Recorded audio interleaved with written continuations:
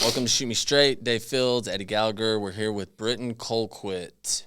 He's a good friend. He was actually our first podcast that we ever did. Got this thing started, man. Yeah. No, just kidding. But it was so badly recorded that we couldn't even put it out there. But now we've come full circle around. It's been a little over a year. And it does mean it was the first time when we were doing our podcast that I took about 45 minutes in. I was like, dude, this is awesome. Yeah. I'm going to get this place set up so that we can continually do this. So it's super helpful. Well, you have transformed it. Looks good. Yeah. You guys seem like you're killing it, so thanks for having me. Yeah. This is all props go to Dave for transforming this whole space. I mean, this is his doing for sure. I don't think you guys had a name. We didn't. Yeah. Nope. Yeah. You were the very first, man. You came in here, we were, and we apologize for sort of screwing that up a little bit because that was such an awesome interview too for our first one. All good. Yeah. But thankful that you came back. It's been a year later now, so I appreciate you taking the time coming back here and talking to us, man. Yeah, man. Thanks for having me. Yeah. He was a former NFL. Former? Are you still? No, I'm out. technically? Yeah, I'm out. So former. Okay. NFL kicker. Your brother's a kicker. Your dad's a kicker in the NFL. So, and I think that's one of the only families like that have all three kickers. Is that correct? Well, punters, but Punters. I mean, yeah, we kicked the ball. Yeah, so Dad played for the Steelers. We all played at Tennessee. We had a cousin at Tennessee as well that punted there. Wow. But us three made it in the NFL. Dustin, anyway, our dad had 2 Super Bowls. Dustin had one and I had one. We're actually the only family in the NFL that the father and both sons has a Super Bowl ring. Yeah. Dude, that's pretty crazy. Yeah. That's awesome. It's crazy. And you were in college at Tennessee? Tennessee, yep. Okay. And then from college, you went directly into the NFL? Yeah, I went to the Broncos for 6, and then Cleveland for 3, and Minnesota for 2. Played 11 years. Wow. Do you have any other siblings that did not?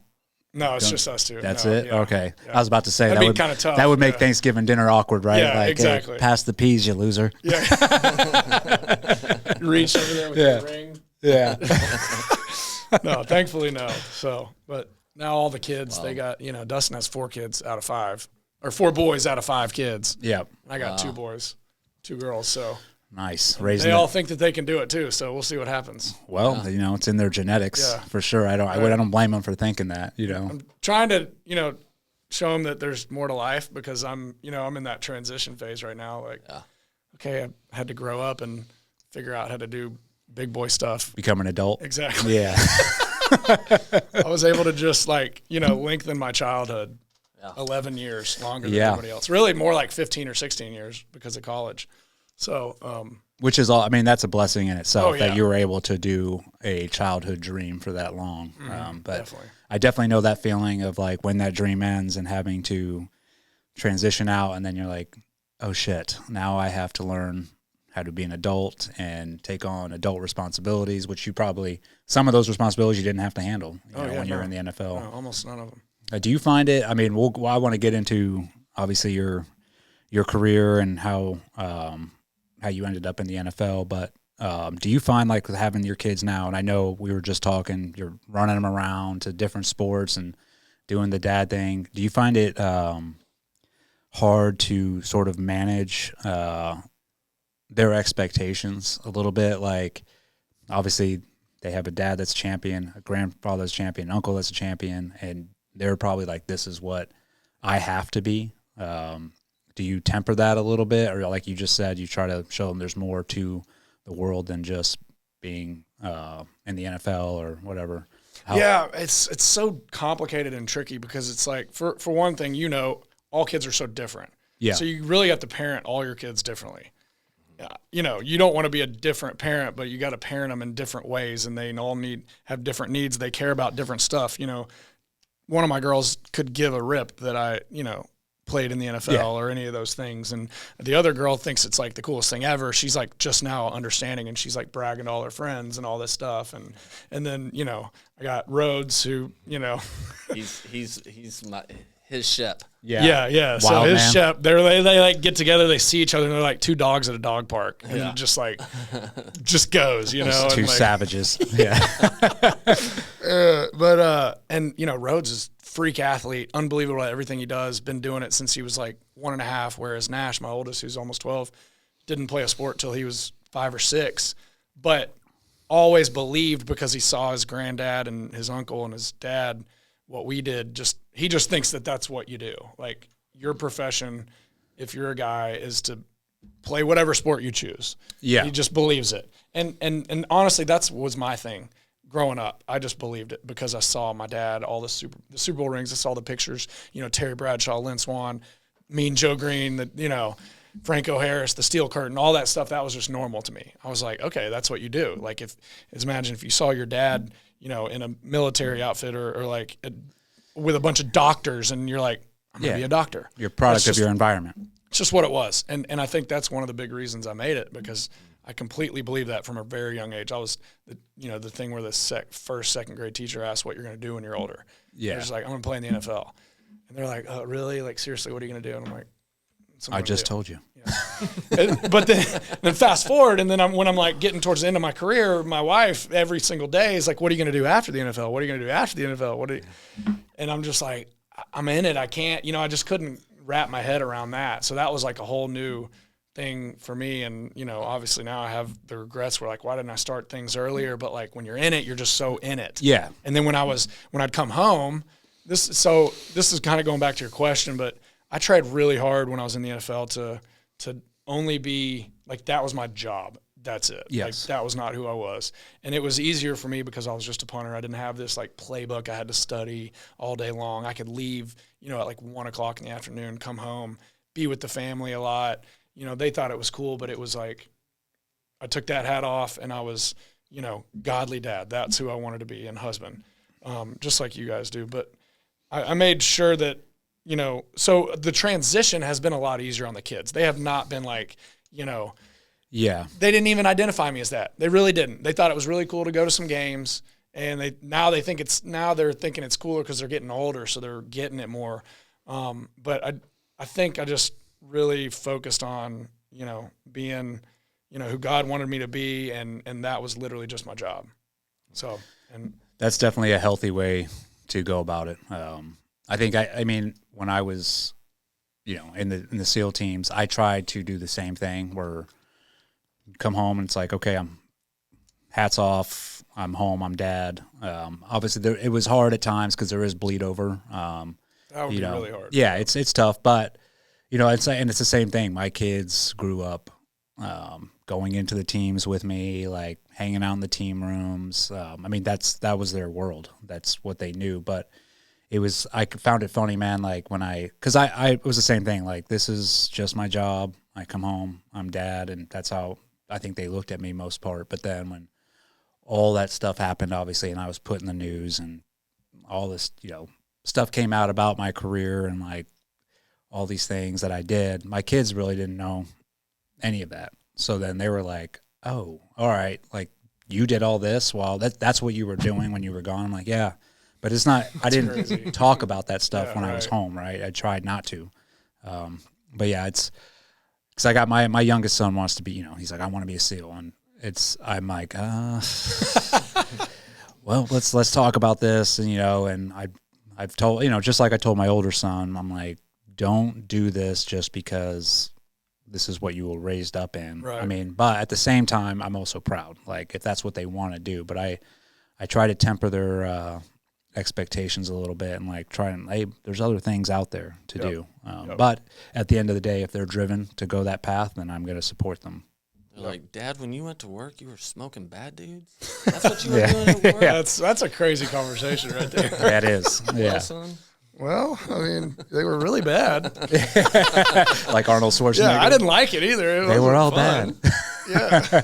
What's wild to me that I remember from the last time when the first podcast we did was how similar it was for you being in the NFL and you being in the teams, that y'all both, there was this sense of like, then I had to go to grow up or be in big board. It's like, you don't think about that from my side. I'm like, dude, you're an NFL player, you're Navy SEAL, like that's a huge profession, and you feel like but everything was done for you so much while you're in there because you were so specialized, right? They're worried about you getting out there and performing. Right, exactly. Yep. You know, and so, like, they'll take care of everything else so that you can perform. And then when you get out, then it's like, no, you got to do all these things that you've never had to deal with before. Yeah, that's what makes transition tough out, you know. I mean, it's just part of life. But, yeah, it's like you said, when you're in it, right? That's your main focus. Mm-hmm. Is like, I'm doing what I love. You're still – my wife calls it Peter Pan syndrome. It's like I'm never going to grow up. Yep. This is what I'm doing. And then you don't think it's ever going to come to an end. Yep. That's how much you're in it. You're like, this is what I'll be doing until I can't walk anymore. 100%. Right? But the reality is it's like, no, it's going to end at some point. And I hopefully, you know, I'm sure the NFL doing a better job of it, of like trying to set guys up for success when they get out. At least I hope they are. I know the SEAL teams are. They've created a bunch of groups and organizations that help prepare guys. Like, hey, a year out, start going through these processes to like learn how to do resumes, learn how to get a job, see what you're going to want to do when you get out and what you're going to be good at, and here's how you can take the skills that you've learned when you're in and apply those to the outside world. Right. Which is, you know, needed. But it's still, I mean, it's still a tough road. It's just so different because it's like, you know, with what he's saying about comparing us and the, you know, obviously yours is, you know, lives are on the line. Ours, you know, performance matters in every job, but when performance matters to the point of, you know, you could let your team down and then you see the fans and you see, you know, the impact it is. I mean, people worship football. Yeah. It's sad how much, you know, it's a small, you know, lowercase God to a lot of people in this country. Yeah. And so like what you do is, you know, really affecting their life. And like, just like what you did truly affects lives, like living and dying.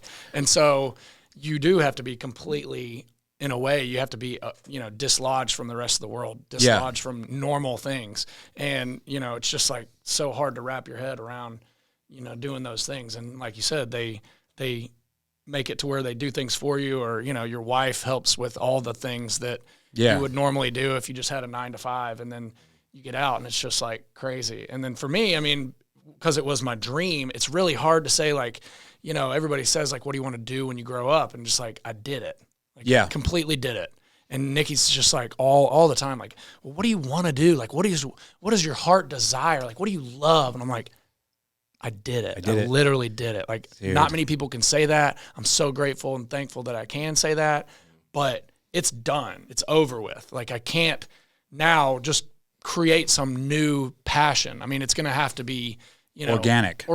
And I just can't say like, I've always wanted to, you know, go into the courtroom and win a case. You know, I can't say that. I can't say I want to go into the operating table and like save a life. Yeah. You know, I just like can't.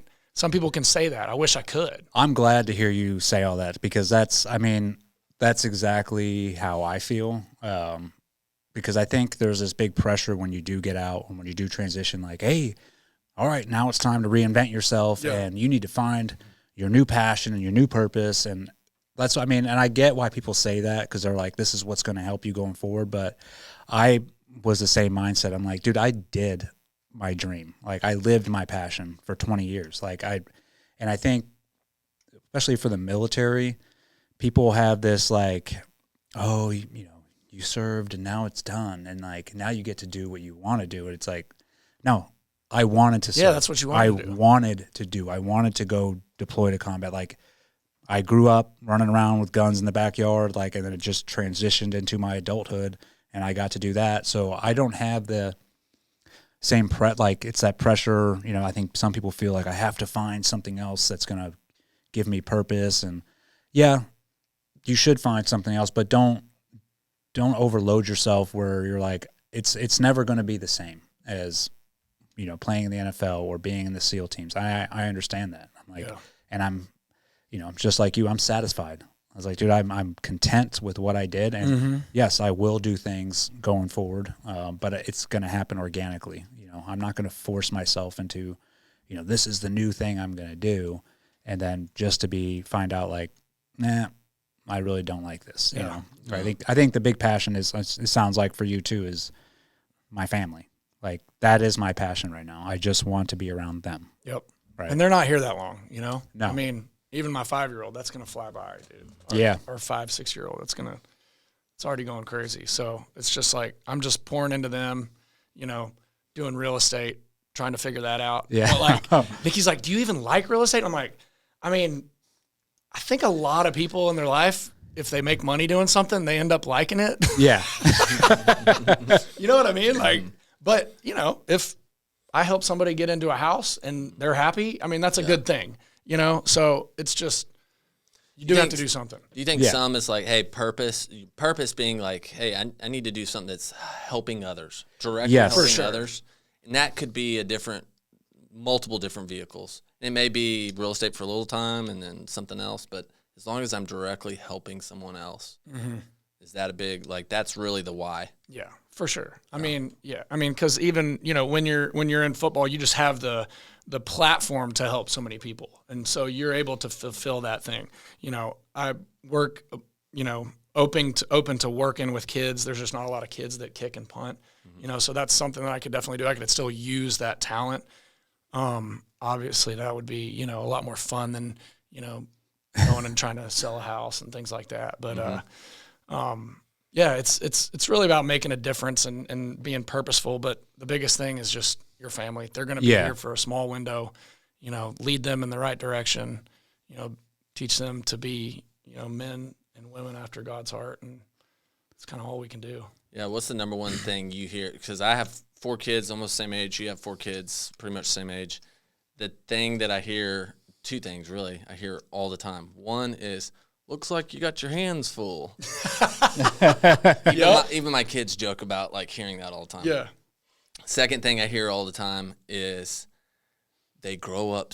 Don't take it for granted. Some version of that. They grow up so fast. Yeah. You know, which Almost when daily. you hear something over and over from different people, usually I'm annoyed, but then I'm also like, hey, there's some level of deep truth in that. And so I can attest. Yeah. They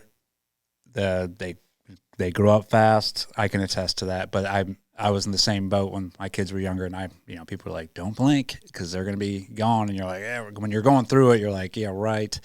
But now that I have 2 kids out of the house, you know, my oldest left obviously for the Marines, and then my daughter's out. It's almost like a punch to the gut a little bit when your kids start moving out, and you're like, oh shit, like it's happening. You know, and then the house is empty, and you do have that like, man, that flew by. And then I catch myself like reflecting now back, like, oh my gosh, when they were little.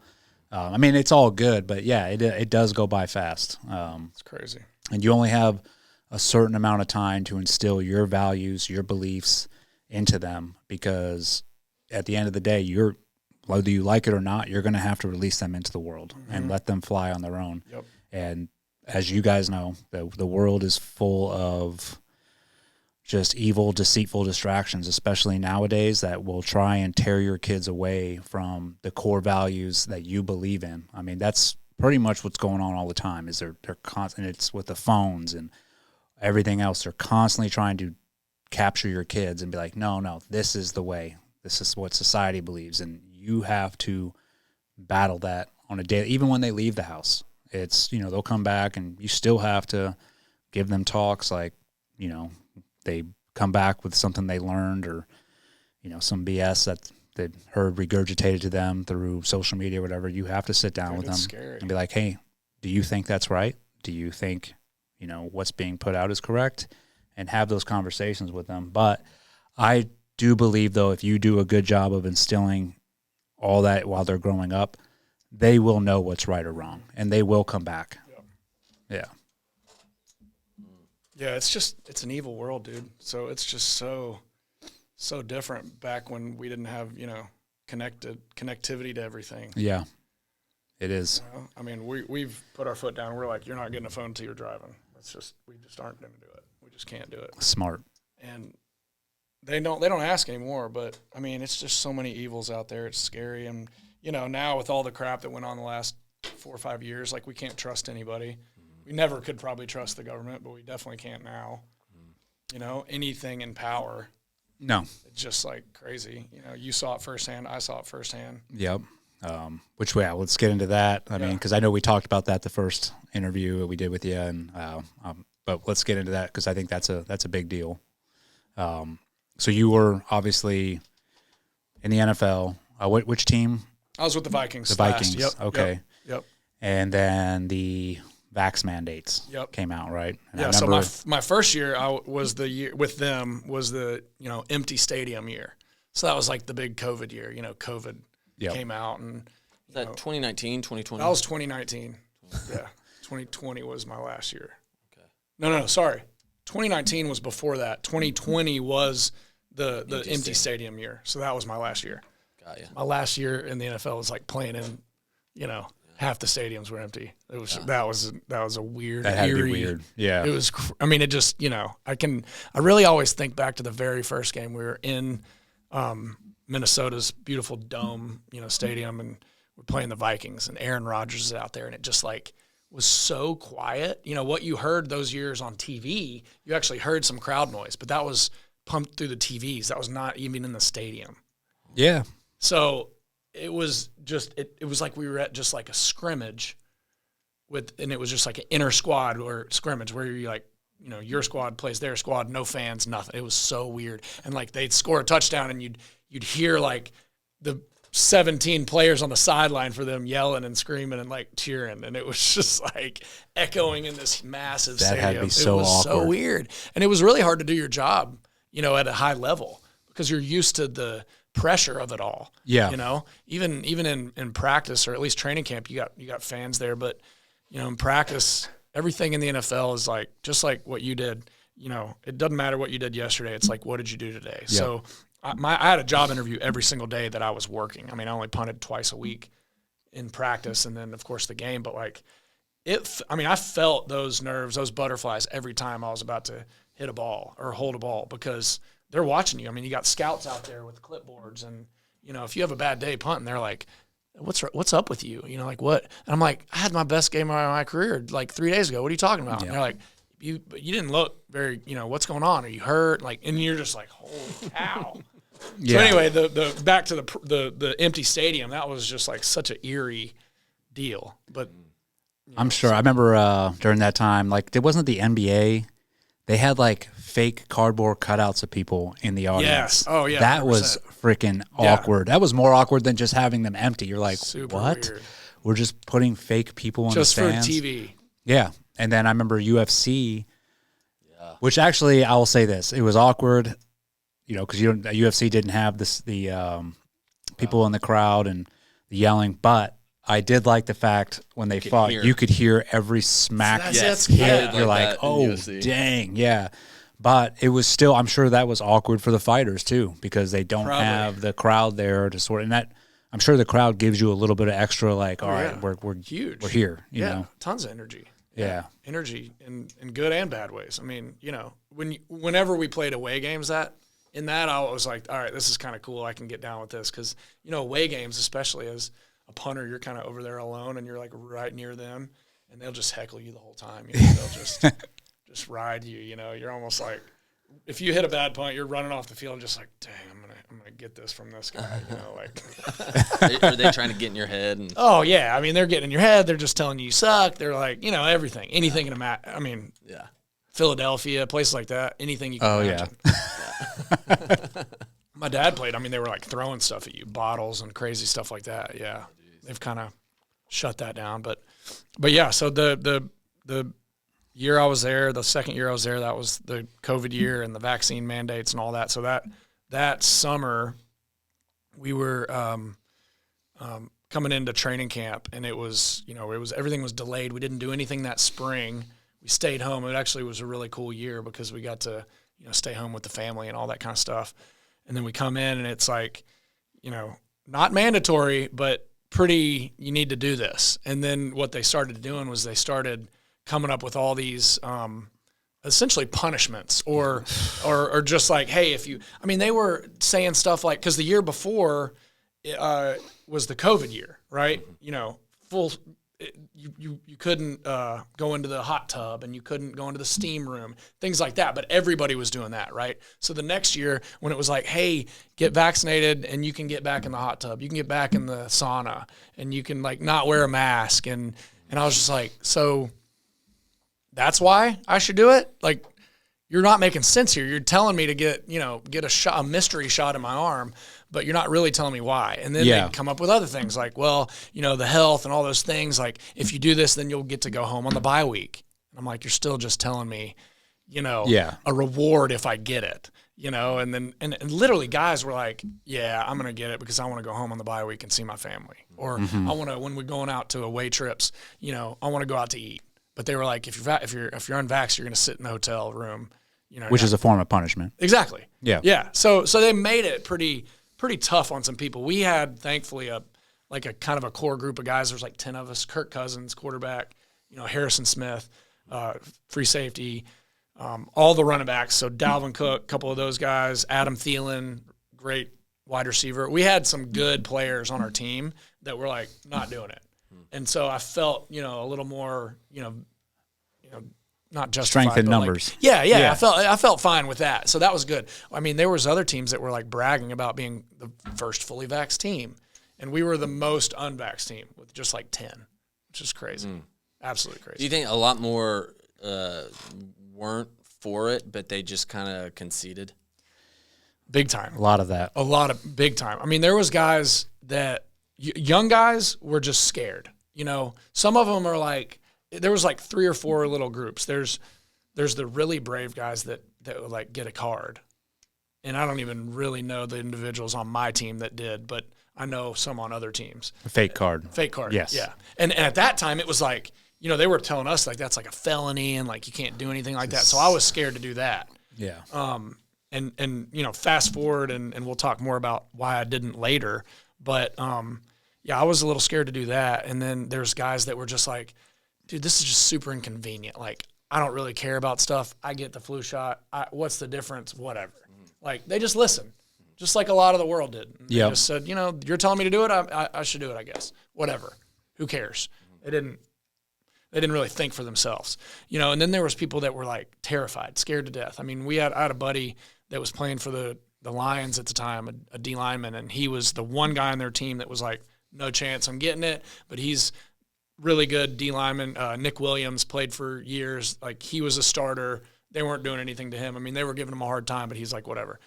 There was 2 rookies on his team that were maybe drafted, but I don't know, but they were probably going to make the team. This was in training camp, and they weren't going to get it. And they were, he was trying to keep them strong and like, look, I got you, man. Just like, don't listen to him. One day they were like in their little D-line meeting room, and the general manager walks in, busts into the room, and like grabs both those guys and starts dragging them to the where they're giving them the shot. And he's like, you're getting this. And the dude's in tears, literally like pulls away from the guy. He's in tears. He's like, no, I'm not going to do it. And they're like, I'm kicking you off this team. You're not, no. And they weren't allowed to do this. This is like, they weren't allowed to do this. And I don't know. I when Nick told me that, I was like, dude, I really want to tell somebody. Like, I want to report that. I didn't end up doing it, but I don't think he was scared he'd get in trouble. Just for telling me. This kid goes off, calls his dad. He's crying on the phone with his dad. His dad's like, don't do it. Ends up getting it.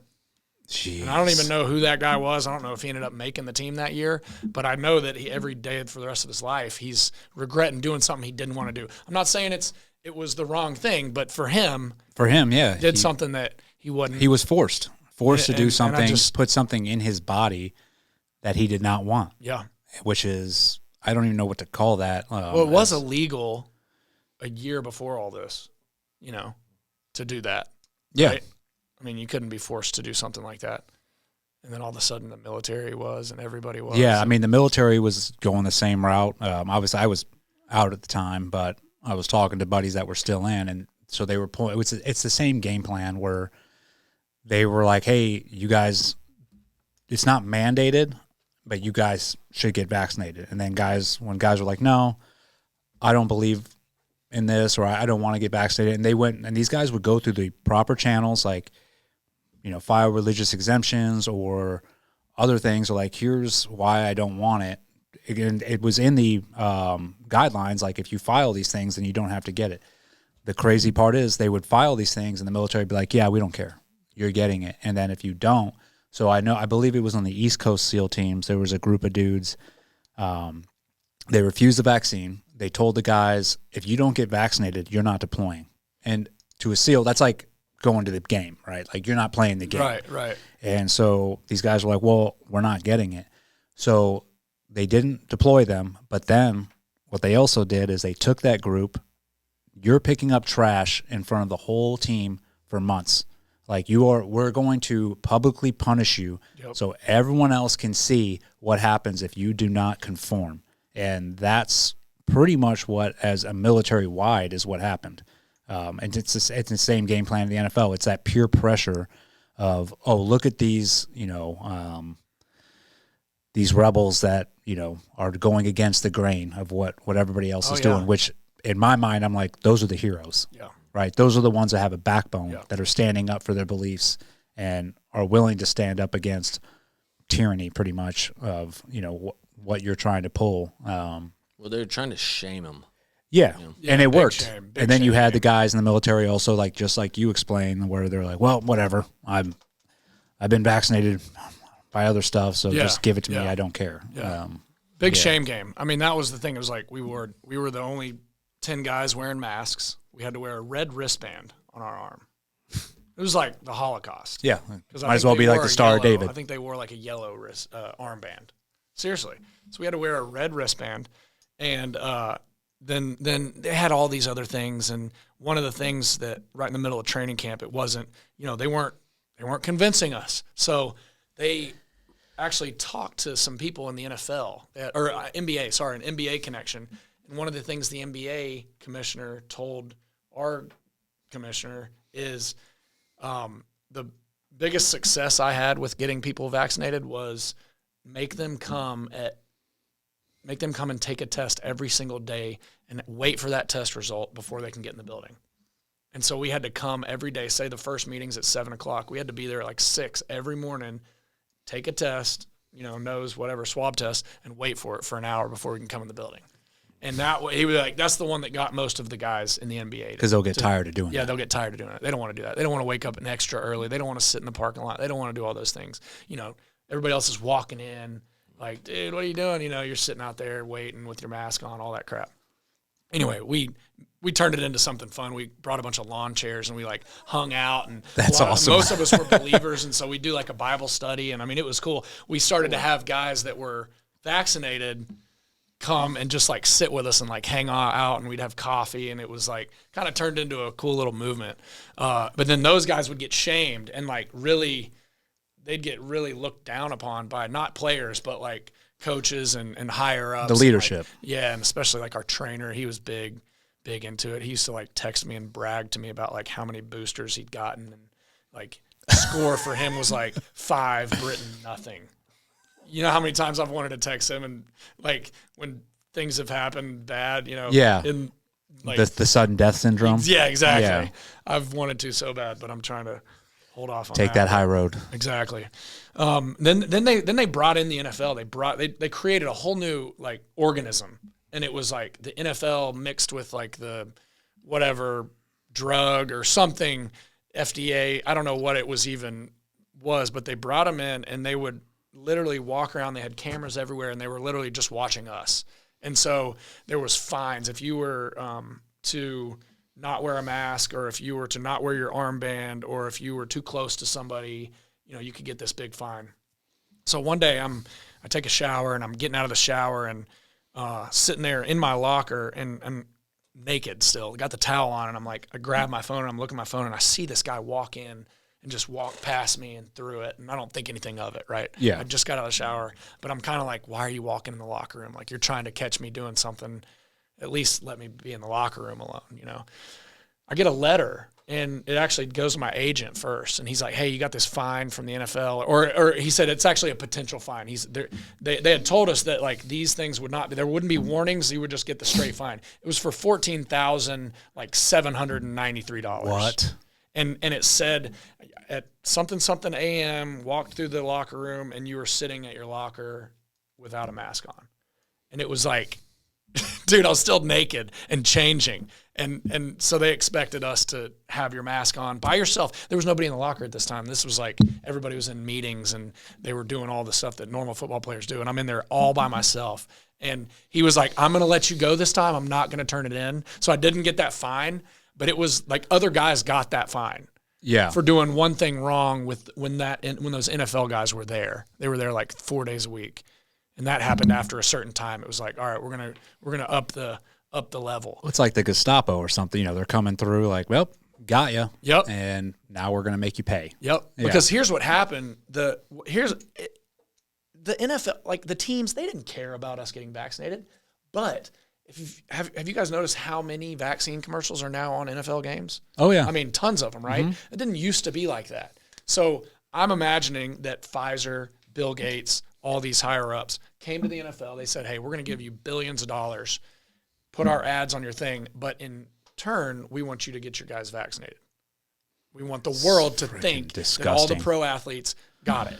And they're like, okay, well, if you want this money, you need to get them vaccinated. So they had to come up with, okay, so how are we going to convince these guys to get vaccinated? Well, we need to make rules. There needs to be punishments, not just what's going to happen to them, but like one of the things was, and it was amazing how they did this. It was almost like the mind stuff they used like back in like the Nazi days, but people that were like on my side started to be like, hey dude, you're going to hurt us because you're not vaccinated. Like they would twist it. And what would happen is so back in the day, there was like, if you were close contact, cause we had everybody wore not the red wristband, but everybody else wore like some kind of armband. And if it would calculate all your minutes and where you were and who you were close to. So there were close contacts. So like the linemen, they were the ones that were pressured the most to get vaccinated because they literally are in a line next to each other. And then, so like you're going to be at a practice, you're going to be next to your guy for 2 hours. So if you're going to be a close contact, which became some kind of thing that you can catch a virus because you're in close contact. And so they used that close contact thing and they were on the line and they were like, you have to get vaccinated because if you don't, you're going to be a close contact. And then it's like, but what happens? Well, here's what happens. They came up with, if you're unvaccinated and you are a close contact with somebody who is vaccinated with COVID, the vaccinated player with COVID, all they have to do is produce a positive test and they're back in. But you, just being unvaccinated and in close contact, negative COVID test, you're out for 2 weeks. Out. Like miss 2 games. That's the type of things they created. Punishment. And go back and keep in mind that we couldn't come in the building unless we were negative. So when something would spread, it was spreading among the guys that were vaccinated because we were coming in with a negative test. But everything would be pointed up on us. Yeah, and those guys that were vaccinated and positive, if you're unvaccinated and positive, you're out for close to a month. Like you're just going home, you're getting away from everybody. But if you're vaccinated and you have a positive test, go home for the day, come back tomorrow, positive test, come back the next day, negative test, you're back. But if insanity, dude. Insane. Yeah. That doesn't make that makes zero sense. That's opposite, honestly. But also, correct me if I'm wrong, the vaccination doesn't mean you don't carry it or pass it. Exactly. It just reduces. It's not really a vaccine. It just reduces the symptoms. Right. Correct. So it's like, and it doesn't even really do any. It doesn't do things. Any of it. I mean, theoretically, it does those things, but it didn't. And they've come out with studies now, and there's so much crap to read on it, but it's saying the more boosts you get, the more likely you are to catch COVID again. Right? That's what the studies that are coming out now are saying, and it's insanity. So it was one of the biggest shams the government has ever pulled on the American people. Oh, yeah. And I think that is where, I think people, there was probably 2 different groups, people that trusted the government and then people that, questioned it. But I think after this, there's the group that doesn't trust the government grew in size. Oh, for sure. And, for the right reasons. It's, people are like, dude, you literally just pulled the biggest prank that cost lives, cost jobs, families were ruined, all because you wanted to make money. And that's all it comes down to, which is why the pharmaceutical companies getting involved with the NFL. And the reason they do that is because the pharmaceutical companies probably looked at it like, listen, who does the young generation look up to? Who have they always looked up to? NFL players, like sports stars. So if we can get these guys vaccinated, and then they're out there touting, hey, we're vaxxed, kids, the younger generation is more likely to be like, well, they're doing it, then I'm going to do it, because those are the heroes that I look up to. Yep. But the reality, I think the people that sat there and stood their ground like you, and I know, was it Aaron Rodgers? Did he stand? He was on Rogan, I think. Yeah, I got a little bit of a bone to pick with him because he stood his ground, but he also lied and was telling people he was immunized, so he wouldn't have to wear a mask, a red wristband. Yeah, he was playing the game. Crap. So I you know. Well, yeah, that's okay. But he didn't get it, so good for him. But my biggest beef is with maybe semi with him because of his power, his level of influence in the NFL. My biggest is Tom Brady. Tom Brady, his ex-wife wouldn't let him wear sunscreen because it's poisonous. That's where they are health-wise. I know. I mean, I would believe I got it before he got it. You know what I mean? And I know I didn't get it, the vaccine. So their team was the most unvaccinated team during training camp at this one time. And everybody's giving them a hard time. The media, they're asking them all this stuff.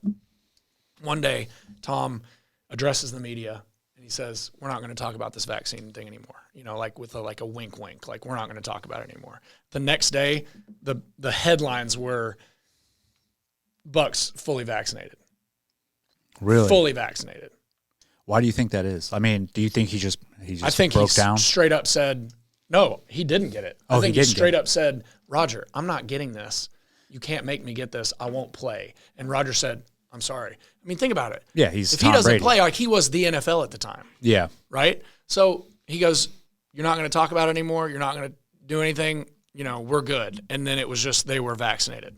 And then later on, it came out that what's his name, the crazy wide receiver that took his shirt off that one game and left the game, Antonio Brown. Yeah, got caught for having a card, and he was on the team at the time.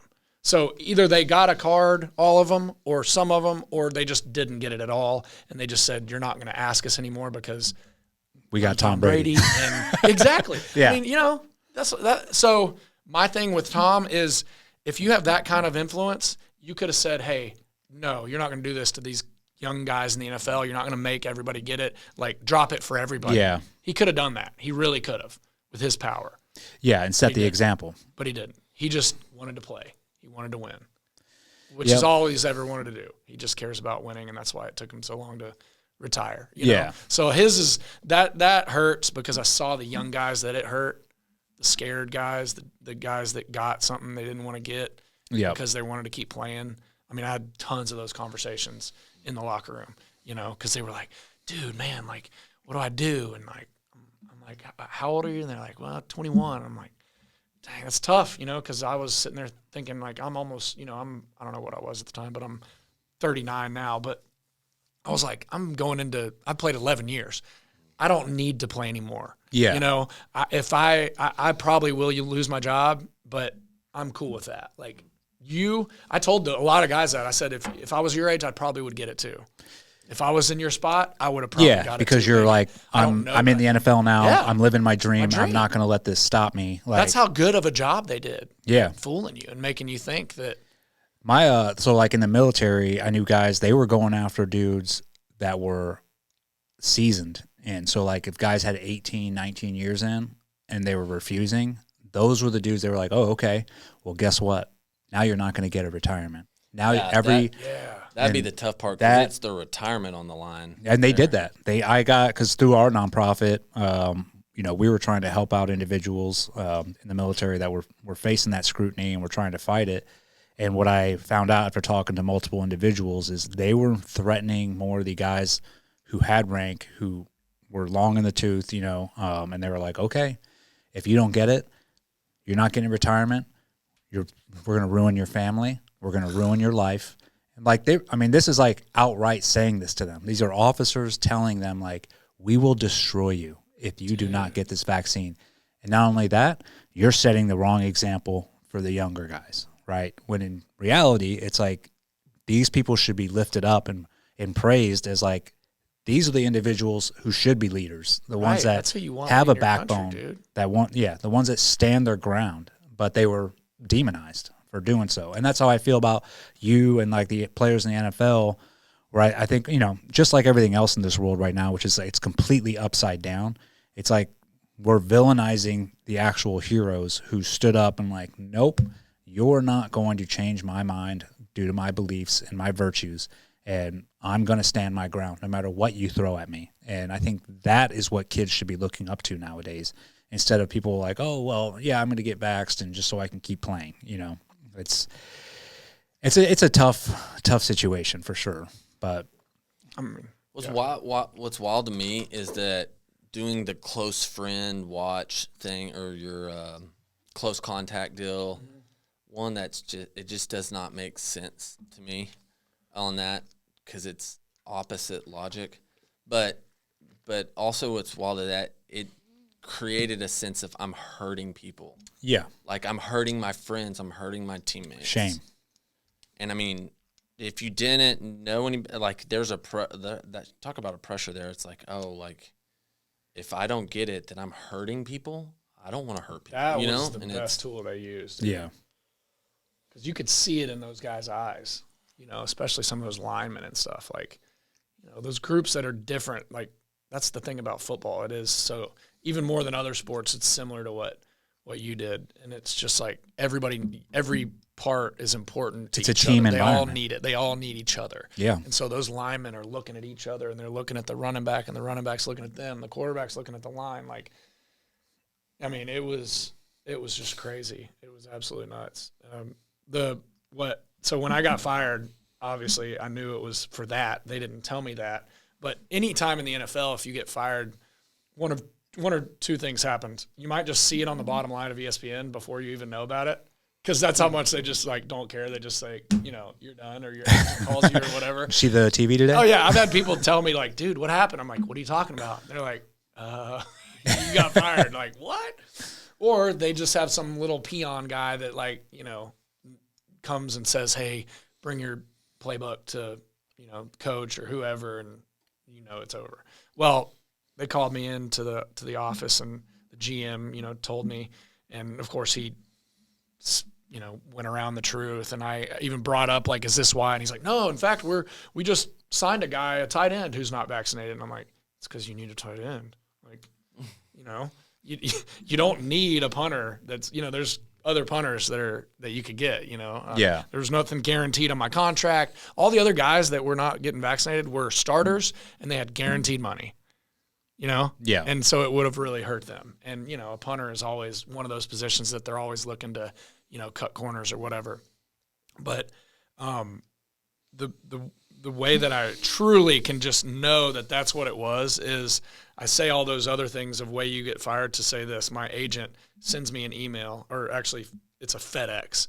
He had gotten it sent to him, and then they FedExed it to me like within a day, and it was a letter that said that they were firing me, and then there was like multiple choice answers, like reasons, and they had like checked a box.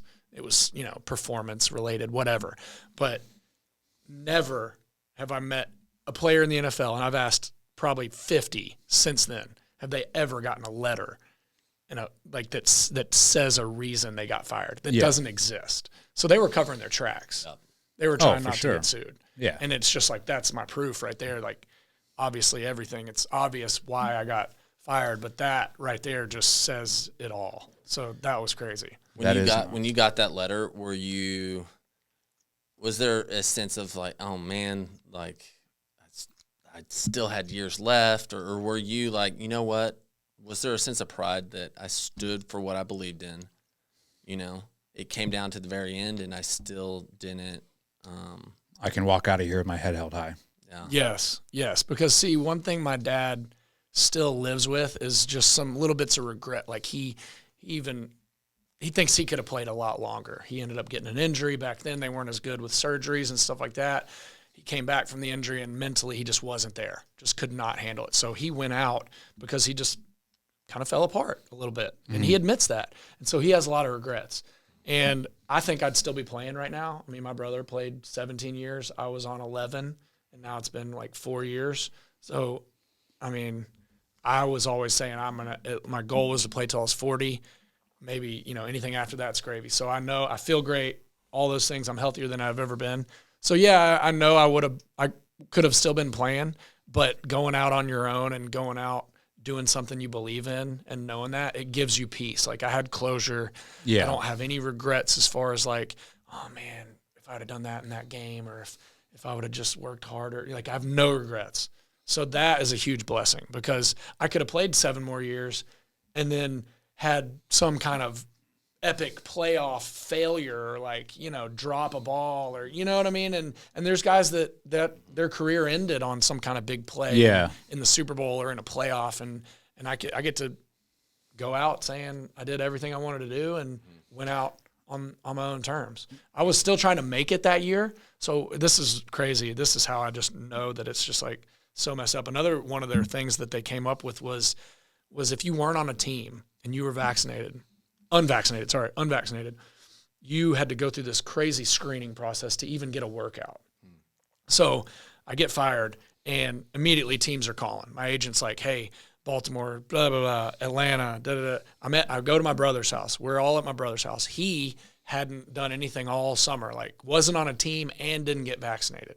We were kind of like, dude, why don't you just get a card, like whatever, be totally, who cares? A lot of doctors, just do it. I would do it, but I was in too deep. They knew if I showed up with a card, they'd be like, you did not get this. Yeah. You know what I mean? I was like on a soapbox every day in that building. So they knew that if I got a card, it was so I'm not going to say he got a card, but I will say that he was vaccinated. My brother was not unvaccinated. And we're together. It's a few weeks into the season. He still hadn't gotten on a team yet. We have the same agent. Atlanta Falcons calls my agent, and my agent calls me and, hey, the Falcons want to sign you. Like, their punter just got hurt. They want to sign you. And then he's like, but hold up a second. They're talking about, health stuff, and they're wondering if you're vaccinated. And, my agent was very pro-vax because he almost died of COVID, which was unfortunate for him and me. But he was not anti-me, and he supported me. Did he have, like, comorbidities? Yeah, unhealthy. I mean, a little bit. Yeah. And but he was more of a product of what they do to you if you get to the point of going into the hospital. They flip you over and they put you on a ventilator.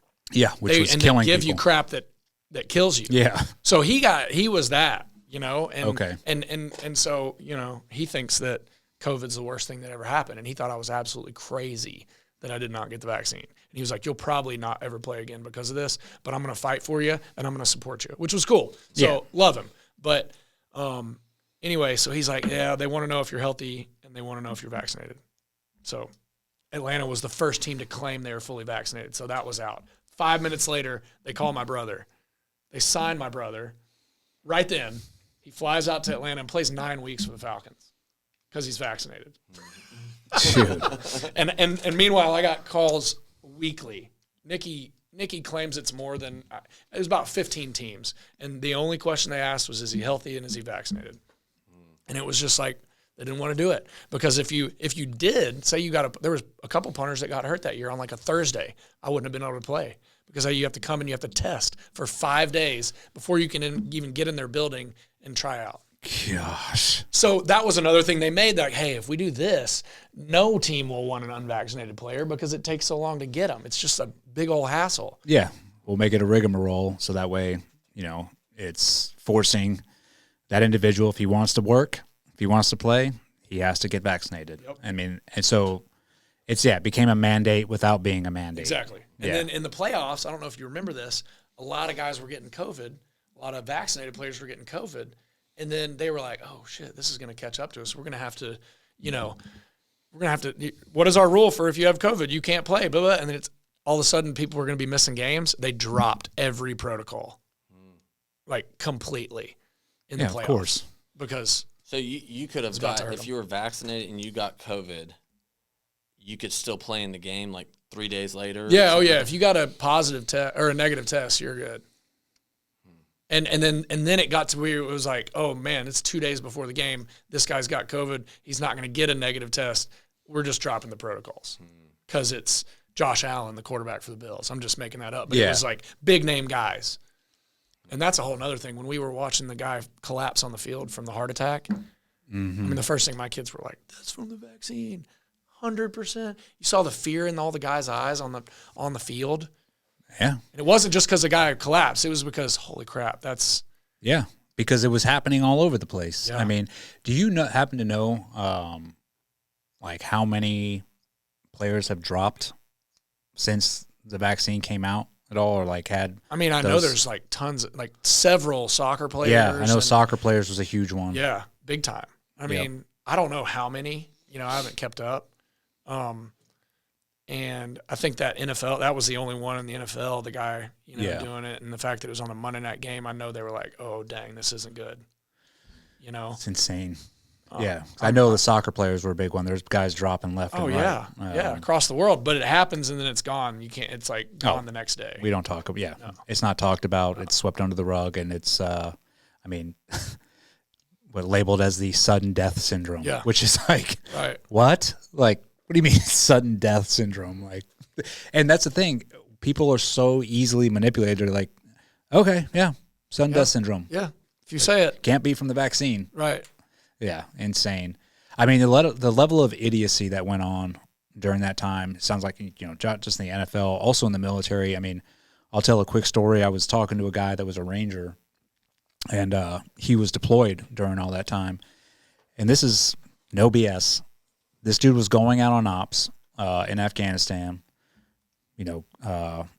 whatever, getting the Taliban or whatever they were going after. So they would go out in an op, capture a guy, get into a firefight. As soon as they came back to the forward operating base, which wherever they were at, they would pull the guys on the op, put them in a room, solitary room for 2 days. They would test them, like, you're not allowed to be around anybody.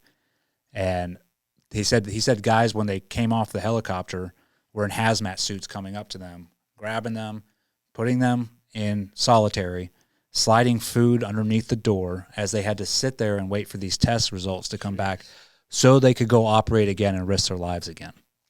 Wow. That was going on overseas.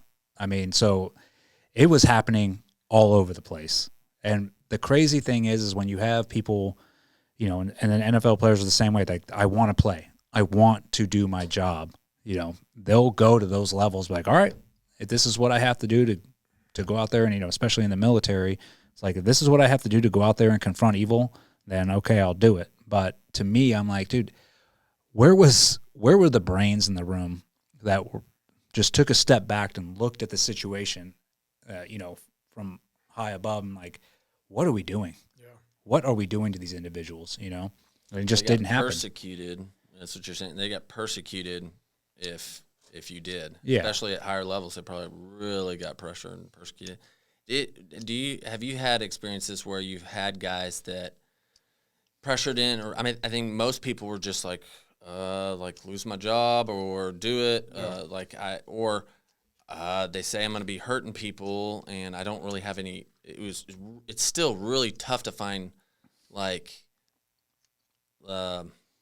non-messed with data. Like, give me some good data sets, right? Like, well, okay, I don't think I can trust the CDC, so like where could I get some, third-party data stuff? And it's tough to find. But you have guys that come to you now and go almost like in shame that they got it, and you're like, dude, I don't care that you chose to get that. Was your choice. Right. Like, it's I don't know. I've seen a lot of that. They feel almost shameful to admit that they got the first one or they got some boost. And in my mind, I'm like, I didn't get it, but that was your choice to get it. Like, I don't care. That was the whole thing. For me, it was like, I don't care. It's just like, I'm not going to do it. I don't care if you do. It's just like we should be able to choose. Yeah. That's the biggest thing. Don't force me to. Yeah. It's not like I'm not against you because you're a vaxxer, I'm just an anti-vaxxer, and that's my choice. And used to, we had a choice, and that's literally the it's called freedom. Foundation of our dang country. Yeah. It's just insane. So so since you've been out, and obviously they've because I know in the military they reversed the mandate, and they even were arrogant enough to send out letters to all the military members that they kicked out during that time, being like, oh, "We'll let you back in." Yeah, I've like seen you that. can, and not an apology, Right. but it's you can come back in now. And of course, it's like, dude, nobody like, no, I don't want to come back in. Is there anything similar to the NFL where they're like, hey, it's not a mandate anymore. Do you want to come back? Have you gotten anything like that, or know anybody that's gotten anything like that? Honestly, I don't know another guy that knows for a fact that they got fired for the vaccine. That's how many guys got it, or were, pretended to get it, or whatever. It was like so few of us. And so, I mean, and I just, when all of a sudden it went away, I was talking to guys that were still playing and that didn't want to get it but did, and they didn't even act like they said just one day they came in, it was just like everybody act like nothing had happened, and like just completely act like the last year was not even real. Yeah. And that's how the NFL did, and that's how they acted. They just acted like, oh, well, I think the pressure was off them. They got what they wanted. Pfizer, all those they got their money. Got what the NFL to do what they wanted.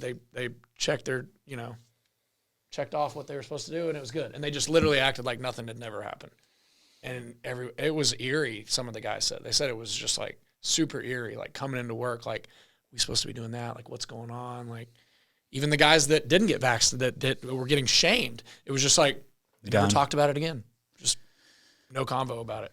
Gosh. So no, there's definitely been nothing, for me and reaching out and all that. I mean, they don't even care. I mean, but that's kind of how it is anyway. Once you're out, like, you're out. Out of sight, out of mind. So yeah, I think for the military, it's just they're hurting obviously on recruitment right now. That's a big thing where they cannot get people to join because of their own actions. Yeah, it's like, you idiots. Like, yeah, of course nobody wants to join now. They've seen firsthand what you do to people when they don't conform. Right. So, yeah, there's nothing inspiring about joining the military when you have leadership who are willing to destroy lives because they're, pushing some agenda. So no, kids aren't dumb nowadays either. Kids have all the information at the palm of their hand, so they can see what's going on. But yeah, it's a shame, man. I think that whole 2-year period, I don't think we've even seen the repercussions yet from that. I agree. Right? I think we're starting to see them a little bit, but I think it's going to keep growing. And then who knows what that vaccine is going to end up doing to individuals. I mean, I don't know. I mean, I'm not a doctor, but just from the reports and everything that have come out, people dropping dead, and that, the vaccines actually didn't work. And actually, you're going to get COVID more now that you've been boosted. It's like, and then what's the next thing they're going to come up with? Well, they will. They'll come up with another disease or another distraction, and especially this year. It'll come out. I mean, it's election season. Run, yeah. And they're like, hey, it worked. We can do this. We can get people to do exactly what we want. Do you feel like when you got dropped for performance or whatever it was, when you got let go, do you see like God working in that, in the sense of like, you know what, I don't know if there would have, ever been like the perfect time to leave, and I'd have felt close. Like I had 11 years. I got to win a Super Bowl. I got all these things that was your dream since a kid, and I got to leave in a place where I took a stand for what I believed in and did not waver, right? Like followed it through with all the pressure. And then now God's going, hey, now I want you to, you got at the time, like 3, 5, 7, 9, like your kids. Now you get to spend that time with the kids, and you get to be present for them every day. And I'm going to move you on to something different, whatever that looks like. But especially with your family, you see God like completely giving you, it's really like like the best way to go out. It is. You're exactly right. I mean, it is. I think about that a lot, because that part of you that just says like, man, it'd be nice and easy to just still be doing that, because, for me, I'm not going to say it was easy, but you know what I mean? It's easier. It's like what you're good at, So what's hard is trying to figure out what else you can do and be good at something else and have success there. So that's hard to me. So that was easy for me, even though it was hard and I had to work my butt off. But, yeah, dude, it's just like such a gift because you're right. I think about that all the time. Like, I don't know when the right time would have been. The right time right now, I know in my house is now, like with my family. Like, this is the perfect time. It's the hardest time. It's the craziest time. Like their ages, but they need me. Yeah. My wife needs me. I mean, there was, I mean, right before that happened, she had to have breast cancer. She had breast cancer and had to have a double mastectomy. And it was like, shit hit the fan, that year. It was a crazy, crazy year. And so she's great now. Amazing. Awesome. But, still the stresses. And if she had to kind of go at that alone and whatever, it would just be really hard. And where we live is just a bubble. Yes. It's unbelievable. It's the best. And so, I mean, she was getting to where she didn't even want to go wherever else we were playing for that 4, 5, 6 months.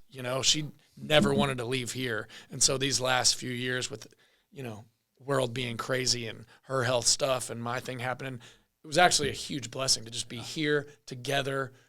We were just the unit that we were meant to be. So, and also, dude, my kids have more pride in what I did than I do.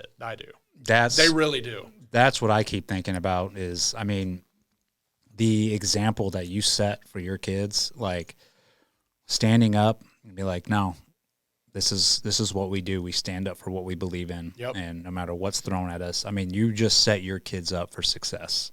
Like it, being in the NFL, winning Super Bowls, that's all awesome. And that's badass. And I'm sure, as your kids will probably look at that, like that's awesome. But I think more seeing you stand up and be like, nope, I'm leaving with my head held high and that's it.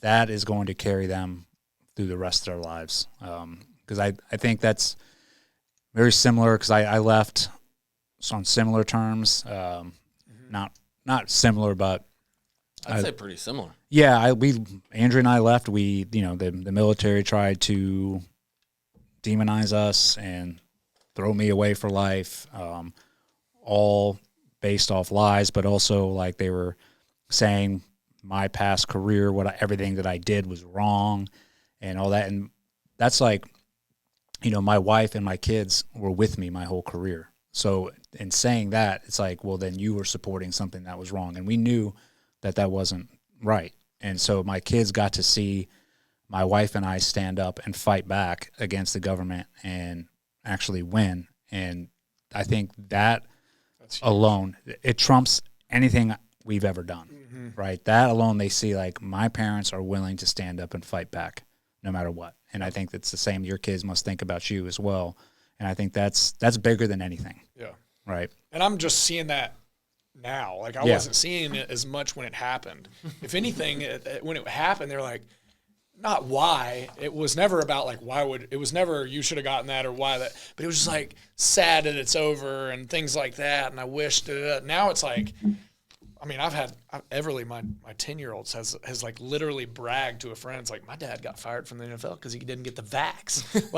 like he's a badass, Yeah. And I'm just like, wow. And she's my one that like doesn't really care about all that, So, and they're more health conscious now because now they know nobody else is looking out for them. Besides the only one that matters. But the government sure as hell isn't. They question everything now, food, like just everything. And so anytime they hear the word vaccine, we're like, no, there's other vaccines. It's not just that. They're like looking at me like, what? I mean, so I'm noticing that more today than I even was a year ago, that they are more proud of that than anything. So definitely no regrets. Yeah. Blessed. I think what's cool with it is like even in times of like, I don't know, darkness behind stuff, right? Like in seeing a lot of bad happen, like God even uses that for the good, right? Like he used all that for the good of your kids, for you, like even when we don't know it. So in the time you're not thinking, or you'll have thoughts of what's the purpose behind this? I don't understand what you're doing here, God.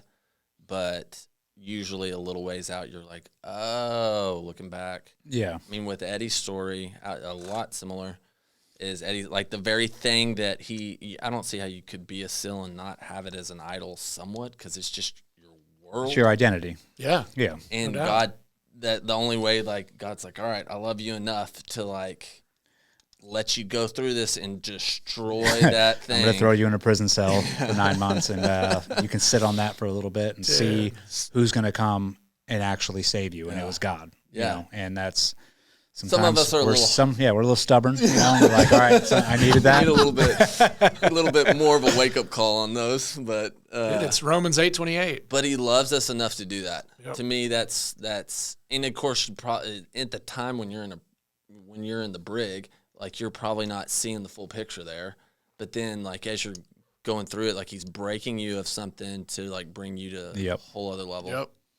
Oh yeah, So cool. and it's a blessing. And that's God doesn't put anything on your plate He knows you can't handle, and sometimes it's a lot, and you're like, what is this? But and we preach it all the time. It's like, as long as you have faith in Him, and you will get through it, and then it's on you to help others once you get through. And that's at the beginning of the podcast we were talking about not we lived our dream, right?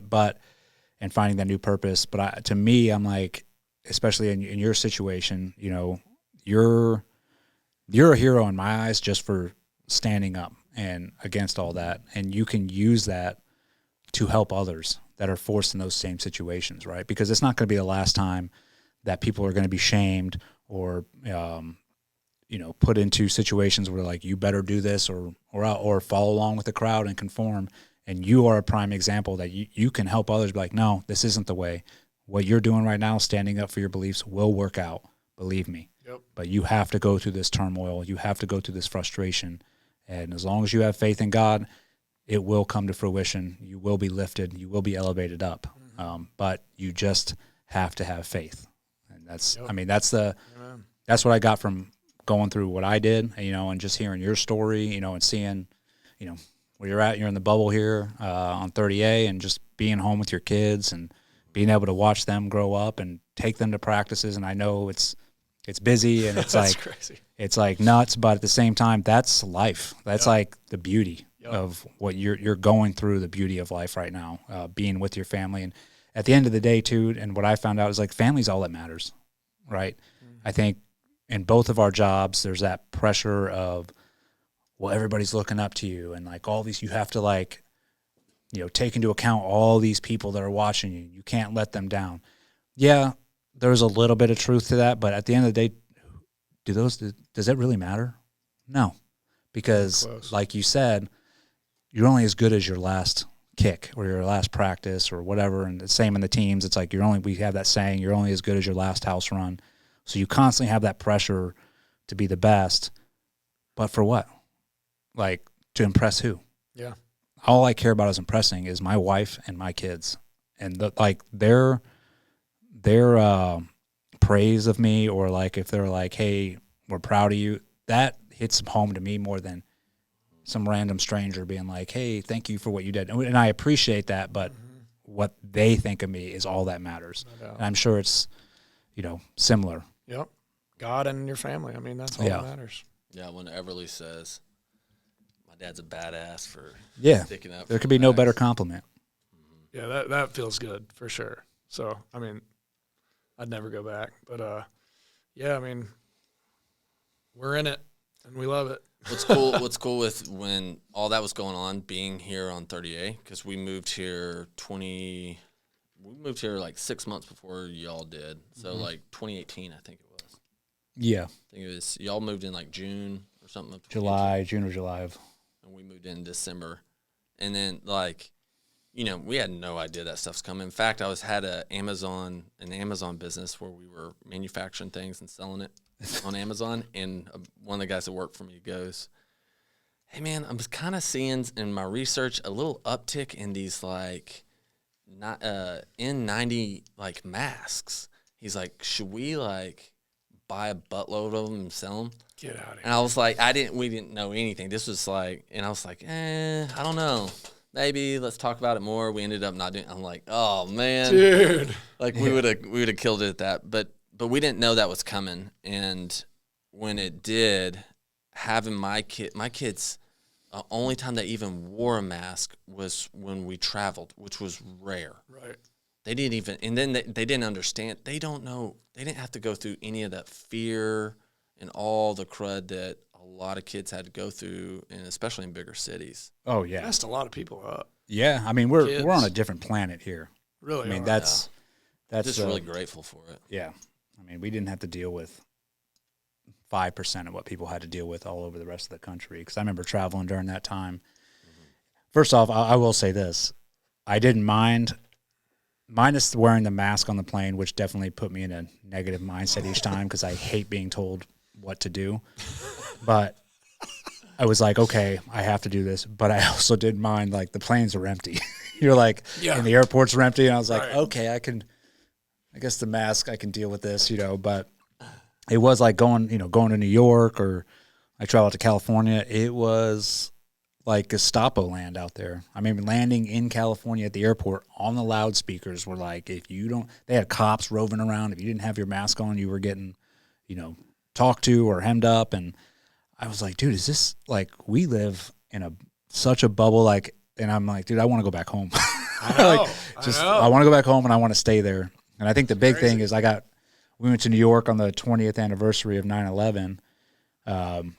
And we weren't allowed to eat in the restaurant because we did not have a vaccine card. And they were like, well, you can eat out here outside. And it was like the big window, looking into the restaurant and everyone's just like looking at us with shame, like, ugh, unvaxxed. And you're like, dude, this is happening. Yeah. Like, that makes me mad. Some it's biblical like stuff right there. Yeah. That's some biblical freaking stuff. war hero that fought against, in not letting you eat in a restaurant. I mean, but that's the state of our. I mean, that was the state of our country, and I don't think it has really gone too far away from that. I mean, I think we're still riding that wave a little bit, and I think we can all expect this year. There's places that are doing mandates right now, right? Like, yeah, it still goes on, for sure. Silly. If we didn't, in this little bubble, if we didn't turn on the TV or listen to something, we would have no clue. We wouldn't. No. I mean, how else would we? Because no one does anything. No one, like. Yeah. This when you said with your wife with cancer, she recovered, correct? She recovered, yeah. 100% fine. Yeah. I mean, she's blood test, everything, 100%. It was caught way early. It was a blessing. Her only things right now, she has like regrets, like, did I even really need to do that? Going back to questioning the system and all that stuff. Yeah. She's like, did I even really have that? Because they're very fast. Oh yeah. And it saves people's lives sometimes, right? Like, they have to be fast sometimes. But she's like, we all have cancer cells. We all do. And she's like, so she has those regrets. I think some of that can be a little dangerous, and I think the devil wants to put doubt in your mind and make you have regrets and things like that. So I'm trying to help her out of that. But that's also the level of distrust the government has placed on us from their actions. And so, yeah, you can't help but question everything. Especially if you go to the hospitals nowadays, it's pretty much known, like, you guys operate off of money. Like, this is a business. We saw it in the COVID thing when you got $35,000 or whatever for every. This isn't about the health and welfare of people. This is about how much money can you make, and they'll push stuff on you that you don't need. I mean, there's enough documentaries out there, not just about, COVID. There's other things, opioids, all this other stuff. They will pull the wool over your eyes and be like, yep, this is good for you. Take this. And next thing you know, they have a patient for life. It's like, now you're addicted, and now we have you. And those are the things you do have to think about. But at the same token, there is good. They do good, right? Like, some things you do need to go to the hospital for and get taken care of. And that's the frustrating part now, is like, you don't know what to believe. And you have to, like, and I tell people, you have to be your own critical thinker. Like, you have to do your own research as well. I think my wife was sick, a couple weeks ago, and I just went and looked up, and I hated doing it, but I was like Googling everything. But I looked at like 15 different articles, and if I saw the same, thing in 15 different articles, whether they might have been different or a little bit, then I'd be like, okay, this is probably what it is. If they're putting the same thing in each article. Yeah. But it takes work to do that. Yeah, you kind of got to bypass Google. Yeah. Somehow, to an extent, because you never know. They're all in cahoots with all that crap. Mm-hmm. They were Google was one of the bigger donors or investors in Pfizer. Yeah. Like, that's documented. I mean, so you're just like, okay, so every article I look up, it's just crazy. It's a crazy world we live in right now. She's good, man. So thanks for. Did you meet her in Tennessee? Did she go to Tennessee? She went to Memphis. Okay. I'm from Mm-hmm. Knoxville. Memphis was in town my freshman football season playing us, and we just had mutual friends. We met, and that was when Facebook had just gone from right in your school to like other schools. Uh-huh. And so we went into my apartment, became Facebook friends, and then she did her thing. I did my thing. About 3 years later on Facebook, we kind of reunited, and then that was when Skype had just came out. Yeah. And like that day we got on like a Skype video thing and like talked for like 4 hours. And when you do that with somebody, it's just like, and she's hot, you're just like, wow, this is unbelievable. And I had a free weekend that weekend, and I think I went and visited her, and I was just like, this is literally my only free weekend. I was fixing to go into the combine and get ready for, not the draft, but, free agency or whatever. So I went and visited her, and it was just like, the rest is history. Yeah. So I remember the story, some of like the first time y'all met where she got dared. Oh, yeah. I didn't mention that. I didn't know if I should. So we were in this parking lot outside my apartment complex, and it was gravel. And she actually dared herself. It was one of those things like, how a girl says to a guy, hey, you dare me to go do da-da-da-da. Well, she, I guess, dared herself to go, like, kiss that guy. I was that guy. I remember hearing, like footsteps running at me on the gravel, and I turned around, and this girl was like midair, and she landed in my arms and laid one on me. And then I like had to pull her back to like make sure she was hot and everything. It was all good then. So, that's awesome. That is not her personality either. So it's just like when I tell people that, they're like, no way she does it. And she's not a drinker either. So there must have been a little bit of liquid courage there that had to push her to do that. Or a little bit of God. A little bit of God, hey, no doubt. Go do this. No doubt. Yeah. That's awesome. For sure. That's Dude, thank you so much for coming on. Yeah, man. It's actually the second time for doing this, but also really, really love your story, and especially standing up for what you believe in. NFL, all that stuff's awesome. But to me, someone that stands up for what they believe in, they don't back down, and it ends up losing their dream job that they have for it, especially with a God-centered mindset, is awesome. I respect that a lot. So appreciate it, man. Thank you. Yeah, man. I second what Dave said, man. It's always a pleasure having you on here, dude. We'll definitely have to have you. Yeah, we got to back. do it more. Yes, I think we can go into deeper conversations and talk about other things. But yeah, man. To me, dude, you are the epitome of a hero. Not just because of what you played in the NFL, because of your actions and what you did, man. So it's an honor to have you. It means on a here. lot coming from you. A true hero. Oh, appreciate it. I appreciate you, brother. all right, man. Thank you, guys. Out. Out.